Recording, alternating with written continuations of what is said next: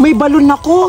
Ibibenta ko to sa mga kaibigan ko kasi ang mahal nito. Ang ibibenta ko sa kanila, tag-5 isa, tapos may pipilian naman dito. Magbibigay lang sila ng 5 sa akin, tapos mag-i-scratch sila. Ayan, dito ko ibibenta. Marami ito, iba-iba. Ipapakita ko to sa mga kaibigan ko na si Buraday at Duray. Siguradong masaya sila sa ibibenta ko. At saka meron pa pala si Duray, Buraday at Berta. Ipapakita ko sa kanila para maibibenta ko na. Pupuntahan ko na doon sa playground.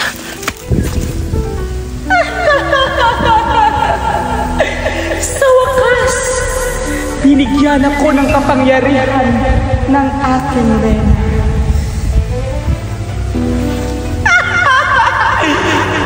Makikita niyo, Judian, Duray at Surayda, yung kapangyarihan ko at ipapainggit ko sa inyo ito.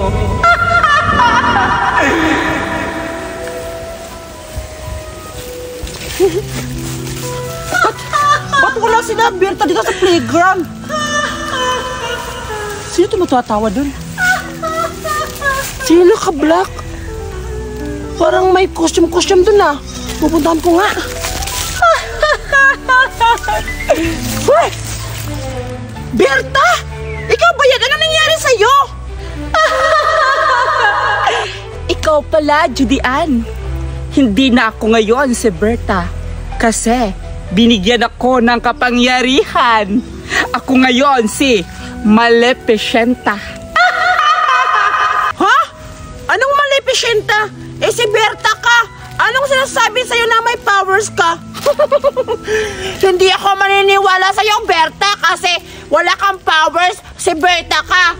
Alam ko na meron kang pupuntahan na party kasi naka-costume ka.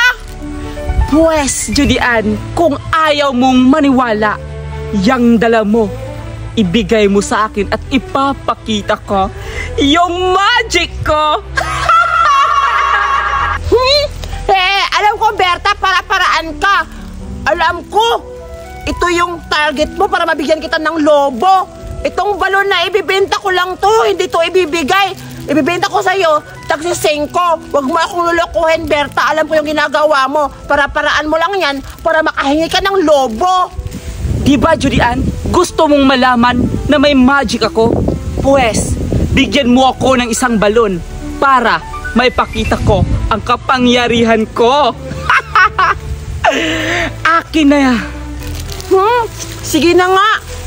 Basta, ipapakita mo sa akin ha kung may powers ka talaga ha. Siyempre, Judian, at matutuwa ka sa makikita mo. Maniwala ako. Emi-emi mo lang yan. Alam ko na, sasali ka sa sa kusum-kusum na may party-party. Sige, ibibigay ko to sa yung isa. Ayan. Yung yellow, malaki yan ha. Oh. Eto, Judian, ipapakita ko sa iyo kung gaano kalakas yung kapangyarihan ko. Lulubuhin ko ito, hindi gamit yung bunganga ko. Hello! Wow! Nakakita gamit naman! lang yung kapangyarihan ko. Sige na, huwag ka lang paano. Tagal mo naman palalubo. Oh, sige. Sige, manunod ako doon ha. Sige, tignan mo ng mabuti, Judian. Eto na, Judian. Tignan mo ng mabuti. Lulubuhin ko siya, hindi gamit yung bibig ko.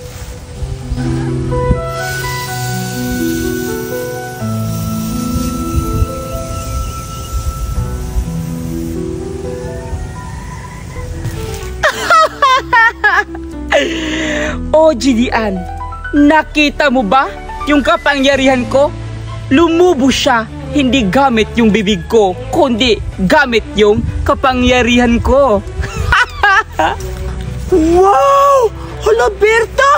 May kapangyarihan ka talaga! Hala, paano mo yung nagawa? Ba't lumobo eh? Hindi mo naman hinihipan! Hala, Berta, ang galing-galing mo naman!